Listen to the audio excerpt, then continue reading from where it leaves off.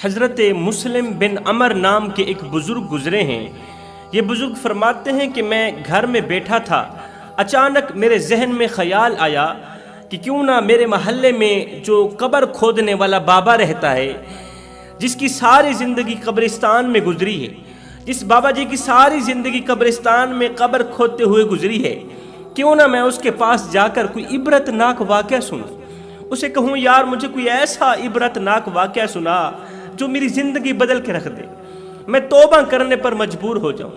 یہ خیال آتے ہی میں گھر سے اٹھا، باہر نکلا، قبر کھودنے والے بابا جی کے گھر کی طرف رخ کیا۔ اس کے دروازے پر جا کر میں نے دستک دی۔ بابا جی گھر سے باہر نکلے تو میں نے وہی سوال دہرایا جو لے کر آیا تھا۔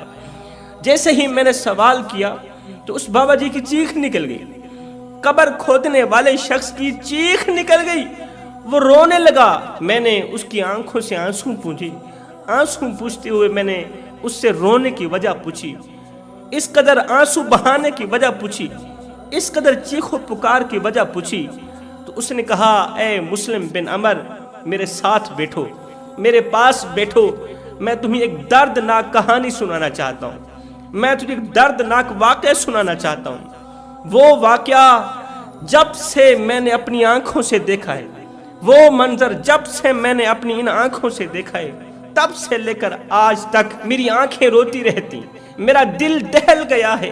پہلے میں غفلت کی زندگی گزار رہا تھا، پہلے میں گناہوں والی زندگی گزار رہا تھا، لیکن جب سے وہ منظر میری آنکھوں سے گزرا ہے، جب سے وہ واقعہ میں نے اپنی آنکھوں سے دیکھا ہے نا، الحمدللہ اس منظر کے بعد میں غفلت کی دلدل سے نکل گیا ہوں، میں نے اللہ کے ساتھ صلح کر لی۔ جوانوں وہ واقعہ آپ لوگ بھی دل کے کانوں سے سنیں، انشاءاللہ آپ لوگوں کی زندگی بدلنے کا ذریعہ بنے گا، صراط مستقیم پر چلنے کا ذریعہ بنے گا، اللہ کے ساتھ صلح کرنے کا ذریعہ بنے گا۔ خدا را میرے بھائیو رب سے صلح کر لو، اللہ کے عشق میں ایک وہ مقام بھی آتا ہے، اللہ کی محبت میں ایک وہ گھڑی بھی آتی ہے کہ دعا تو رہی بڑی دور کی بات، انسان صرف سوچتا ہے میرا اللہ پوری کر دیتا ہے، بس پھر ہاتھ اٹھانے کی ضرورت ہی نہیں پڑے گی۔ تم سوچتے جاؤ گے، تم جو سوچتے جاؤ گے اللہ پوری کرتا جائے گا۔ وہ دردناک واقعہ کچھ یوں ہے، کہتا ہے کہ میری عادت ہے کہ میں 2 قبریں پہلے سے ہی تیار کر رکھتا ہوں۔ یہ گورکن کہتا ہے میری عادت ہے کہ میں 2-4 قبریں پہلے سے ہی تیار کر رکھتا ہوں، پہلے سے ہی ریڈی کر رکھتا ہوں، تاکہ جب کوئی مر جائے تو انہیں انتظار نہ کرنا پڑے، ان کے عزیز و اقارب میں سے کوئی مجھے مزدوری دے اور قبر خرید لے۔ میری عادت ہے میں 2-3 قبریں پہلے سے ہی تیار کر رکھتا ہوں، بس اسی کام سے میری گزر بسر ہو رہی تھی۔ ایک دن کا واقعہ ہے کہ میں ایک قبر کھود چکا تھا، دوسری قبر کھود رہا تھا، دوسری قبر کھود ہی رہا تھا کہ میرے دل نے چاہا کہ کیوں نہ تھوڑی دیر کے لیے آرام کر لوں، لیکن پھر میں نے کہا کیوں نہ پہلے قبر کھود لوں، اس کے بعد پھر آرام کر لوں گا۔ میں دوسری قبر کھودنے لگ گیا۔ کہتا ہے جیسے ہی میں نے دوسری قبر کھودنی شروع کی تو قبر کے اندر تپش محسوس ہوئی، مجھے قبر کے اندر آگ محسوس ہوئی۔ کہتا ہے میں نے اپنی ان آنکھوں سے قبر کے اندر کیڑے مکوڑے دیکھے، میں نے اپنی ان آنکھوں سے قبر کے اندر سانپ دیکھے ہیں، بچھو دیکھے ہیں۔ اللہ اکبر، جیسے جیسے میں قبر کھودتا جاتا ایسے ایسے یہ بچھو یہ سانپ نیچے کی طرف جاتے جاتے، اس قبر کے اندر سے تپش آنے لگی، مجھے گرمی محسوس ہونے لگی، میں حیرت میں پڑ گیا۔ قبریں تو اور بھی بہت ساری میں نے کھودی ہیں، قبریں تو اور بھی بہت ساری کھودی ہیں، یہ واحد قبر ہے جس کے اندر میں نے اپنی آنکھوں سے کیڑے دیکھے ہیں، مکوڑے دیکھے ہیں، بچھو دیکھے ہیں، اور قبر کے اندر مجھے تپش سی محسوس ہو رہی ہے، گرمی محسوس ہو رہی ہے، ایسے لگتا ہے جیسے جہنم کی تمام کھڑکیاں ایسی قبر کی طرف کھول دی گئی ہیں۔ خیر مجھے کسی سے کوئی غرض نہیں تھی کہ اس قبر کے اندر کون آئے گا، لیکن مجھے تو 4 پیسوں سے غرض تھی، میں نے تو قبر بیچنی تھی، میں نے تو 4 پیسے لینے تھے، اپنی مزدوری لینی تھی۔ کہتا ہے بڑی مشکل سے میں نے وہ قبر مکمل کی، بڑی مشکل سے میں نے قبر کھودی، تو ساتھ میں ایک چھوٹا سا درخت تھا، اس درخت کے سائے تلے جا کر بیٹھ گیا۔ میں سوچتا چلا جا رہا تھا کہ یہ میری زندگی کی پہلی قبر ہے جس کے اندر میں نے کیڑے دیکھے ہیں، مکوڑے دیکھے ہیں، قبر کے اندر کی تپش دیکھی ہے اور گرمی محسوس ہوئی ہے۔ یہ میری زندگی کی پہلی قبر تھی۔ اب میں اس انتظار میں بیٹھا تھا کہ کون ہے جو اس قبر کے اندر داخل ہوگا، وہ کون سا مردہ ہے جو اس قبر کے اندر داخل ہوگا۔ میں اس انتظار میں تھا کہ میرا گاہک کب لگتا ہے، کب آتا ہے، اور یہ قبر کس کے حصے میں جاتی ہے۔ کہتا ہے اللہ کی عزت کی قسم، میں نے اپنی ان آنکھوں سے دیکھا کہ آسمان سے 2 سوار نیچے زمین پر اترے ہیں، آسمان سے 2 سوار نیچے اترے ہیں، عین ان 2 قبروں کے اوپر اترے ہیں۔ ایک سوار قبر کے پیروں کی طرف کھڑا ہو گیا، دوسرا سوار قبر کے سرہانے کی طرف کھڑا ہو گیا۔ اب جو سرہانے کی طرف سوار کھڑا تھا وہ پیروں کی طرف کھڑے ہوئے سوار کو کہتا ہے کہ لکھو، پیروں کی طرف کھڑے ہوئے سوار کو کہتا ہے لکھو۔ وہ کہتا ہے کیا لکھوں؟ وہ کہتا ہے لکھ دو، جہاں تک تیری نظر جاتی ہے، جہاں تک تیری نظر جاتی ہے، حد نگاہ تک اس قبر کو وسیع کر دو، حد نگاہ تک اس قبر کو کھلی کر دو۔ یہ سنتے ہی پیروں کی طرف کھڑے ہوئے سوار نے یہ سب کچھ لکھ لیا کہ اس قبر کو حد نگاہ تک وسیع کر دینا ہے، کھلی کر دینا ہے۔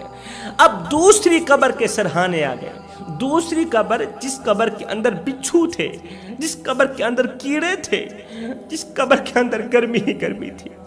خدا را میرے بھائیو، آخرت کے لیے کچھ اکٹھا کر لو، نہ کفن میں جیب ہے، نہ قبر میں الماری ہے۔ اور کمال کی بات تو یہ ہے کہ موت کا فرشتہ رشوت بھی نہیں لیتا۔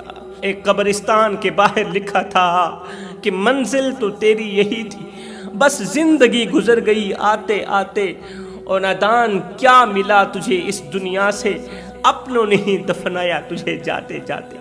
صاحب اگر موت کے بعد اپنی مرضی کی زندگی گزارنا چاہتا ہے تو موت سے پہلے اپنے رب کی مرضی کی زندگی گزار۔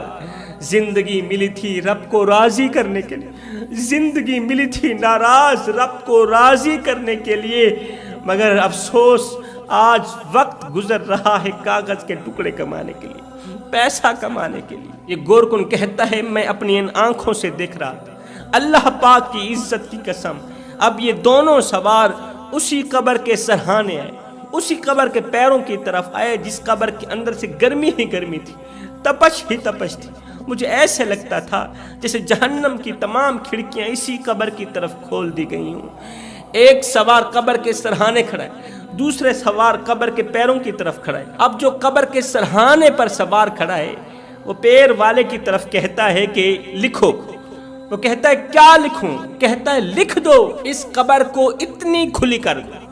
وہ کہتا ہے کتنی کھلی کروں، کتنی کھلی کروں؟ اب اس نے کیا کیا؟ اپنی شہادت والی انگل اور انگوٹھے کو ایسے ہی کھلا کیا، شہادت والی انگل اور انگوٹھے کو ایسے ہی کھلا کیا، اشارہ کرتے ہوئے کہا بس اتنی سی کھلی کر دو، یہ قبر بس اتنی سی کھلی کر دو، پہلے والی قبر حد نکاح تک کھلی کر دو، وسیع کر دو، دوسری قبر اتنی سی، اس نے اشارہ کیا اتنی سی کھلی کر، انگل اور انگوٹھے کا درمیانی فاصلہ لکھ دو۔ دوسرے سوار نے ویسا ہی لکھ دیا۔ بابا جی کہتے ہیں میں اپنی ان آنکھوں سے دیکھ رہا تھا، میرا رب مجھے دکھا رہا تھا۔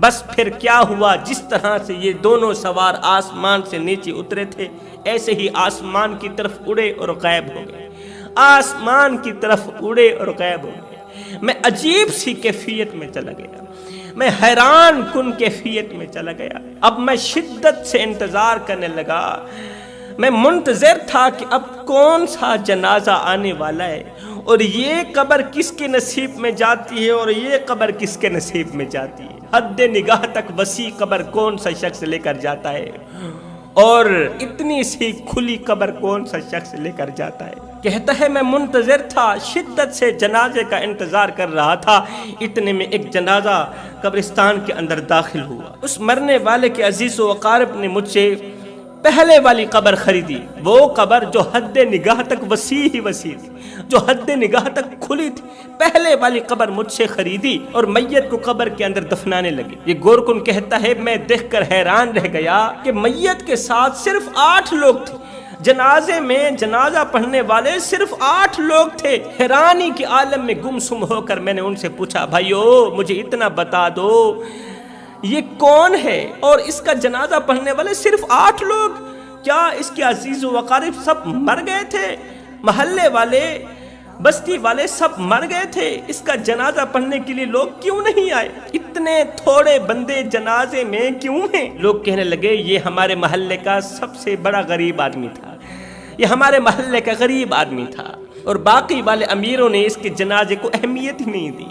غربت کی زندگی گزار کے گیا ہے بیچارہ، اور ہم نے چندہ اکٹھا کر کے اس کے غسل کا اور کفن کا بندوبست کیا ہے، اور چندے میں سے ہی تجھے اس کی قبر کی مزدوری دی ہے۔ غربت کی زندگی بسر کر کے گیا ہے، غربت کی زندگی گزار کے گیا ہے، اور بستی میں رہنے والے جو صاحب استطاعت لوگ تھے، جو امیر لوگ تھے، انہوں نے اس کا جنازہ پڑھنا گوارا ہی نہیں کیا، اس کے جنازے کو کسی نے اہمیت ہی نہیں دی۔ میں نے کہا بھائی بے شک یہ غریب تھا، مجھے اتنا بتا دو اس کی زندگی کیسے گزری ہے، اس کا کردار کیسا تھا، اس کا اٹھنا بیٹھنا کیسا تھا، اس کا اخلاق کیسا تھا۔ خدا را میرے بھائیو اچھی سوچ رکھو، اچھی سوچ رکھو۔ سوچ سے الفاظ بنتے ہیں، الفاظ سے اعمال بنتے ہیں، اعمال سے کردار بنتے ہیں، اور کردار سے ہی انسان کی پہچان بنتی ہے، کردار سے ہی انسان کی شخصیت بنتی ہے۔ انسان کا کردار سندل کے ایک درخت جیسا ہونا چاہیے جو خود پر کلہاڑی کی ضرب کھا کر بھی کلہاڑی کو خوشبو سے مہکا دیتا ہے۔ تیرا اخلاق اچھا ہونا چاہیے، تیرا کردار اچھا ہونا چاہیے۔ رسول کریم صلی اللہ علیہ وسلم کی خدمت میں ایک شخص حاضر ہوا۔